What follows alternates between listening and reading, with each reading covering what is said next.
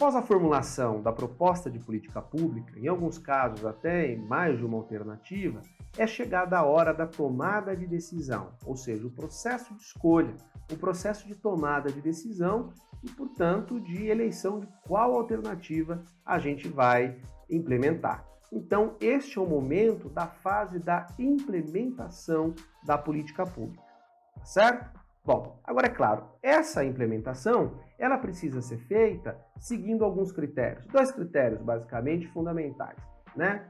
O critério da eficiência e o critério da eficácia. Então é preciso considerar critérios técnicos que digam o quão eficaz e o quão eficiente essa política de fato será, né? Ou seja, isso tem a ver com o custo-benefício, isso tem a ver com a capacidade de alcance de atendimento da política pública em relação ao seu público-alvo, tá certo? Bom, outra observação muito importante. Nós temos aí pelo menos 2 formas mais básicas de um processo de implementação.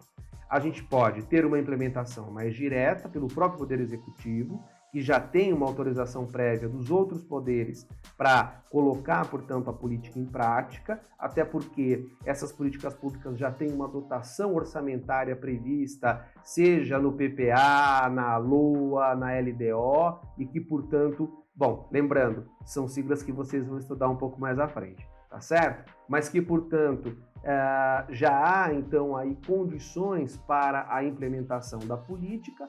Ou o segundo caso é quando a política pública, para ser implementada, precisa primeiro passar pela Casa Legislativa, portanto passar pela Câmara Municipal, para ter uma votação e uma aprovação, tá certo? Então isso é muito básico, isso é muito importante.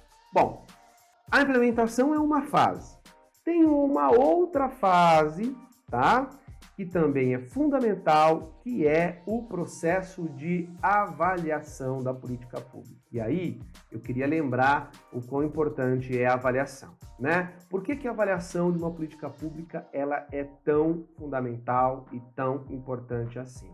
Ora, porque é ela quem vai trazer as informações sobre ajustes necessários, redesenhos de escopos e propostas, avaliação do alcance da própria política pública, enfim, entre tantas outras informações que possam orientar o controle e a própria gestão dos resultados, tá certo? Agora, é claro, além disso, é válido destacar que avaliar uma política pública é uma ação que não se limita apenas na observação dos resultados lá no final do processo.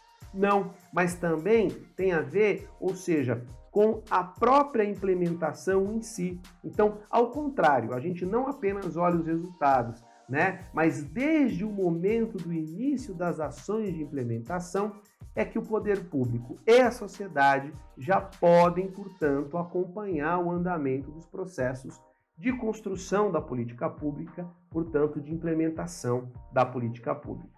Então, eu posso considerar a avaliação como uma ação permanente, tá certo? Bom, dessa forma, chegamos ao fim dessa discussão mais introdutória sobre a ideia de política pública, sobre as suas fases e sobre a importância de cada uma dessas fases. Portanto, o que a gente conclui? A gente conclui que há um ciclo de políticas públicas, ou seja, há um ciclo, há fases, tá certo? Achou interessante? Gostou desse conteúdo? Bom, tem muito mais informação para você nas referências que a gente separou, tá?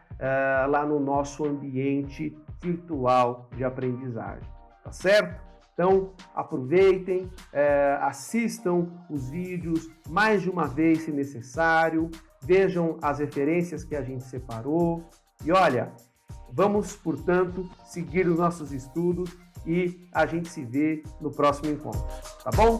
Até lá!